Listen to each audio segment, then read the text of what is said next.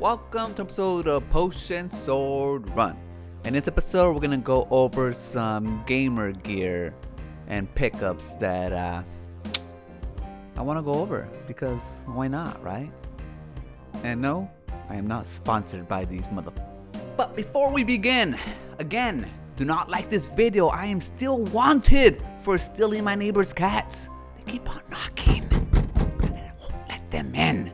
I am starting to do videos again because I recently bought some batteries for my camera and a charger because somehow I lost it. I looked everywhere and I could not find it. So I bought a Watson brand charger for my Canon M50, and I also bought a Watson brand camera battery, and they are compatible with my camera, so I was able to get it on the cheap.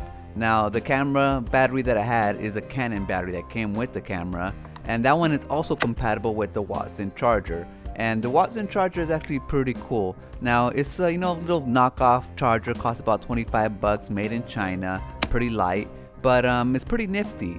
It actually has a little LCD light that shows you how much your battery needs to be charged or how much it has been charged already. And I've charged both the batteries. I've used both the batteries and they both work. Now I'm not sure how long these Watson batteries are gonna last, but the reviews have been pretty good so far, and I'll let you know down the line if this is actually a pretty good alternative than getting the actual Canon brand. I also picked up this hub for my laptop. Now the reason why I needed to buy a new hub was because I needed a single connector to my laptop. The one that I had previous was a double connector, and it would actually get in the way of my headset connector.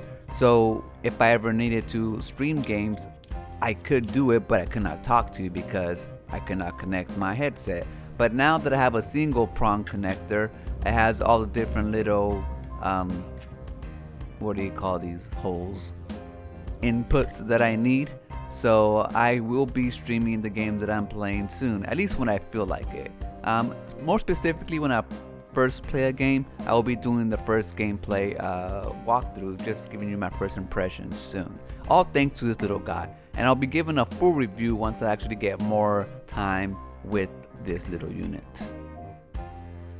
But one thing that I've been excited to share with all of you more specifically is Super Graphics 64 Retro Magazine from Cyrus Martin. Now, first I'm gonna say that I was pleasantly surprised by it. More good than bad. When it comes to the bad, I can only really critique one major thing, maybe two major things. But overall, when it comes to being a retro magazine, a fan-made one, I think it's pretty good.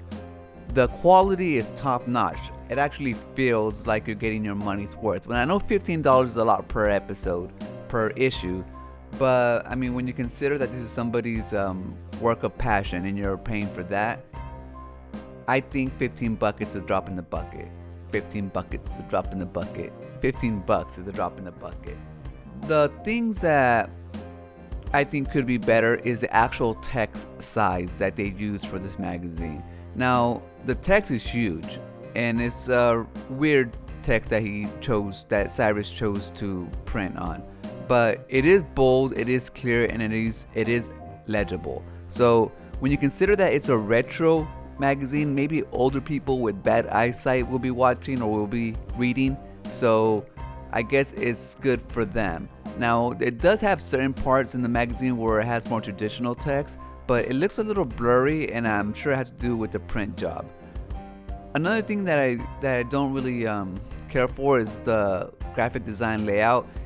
At times, the magazine can look pretty cheap with the pictures. Some of them are good quality, some of them are bad quality. But the thing that makes it look a little worse than that is when it's just put behind a white background.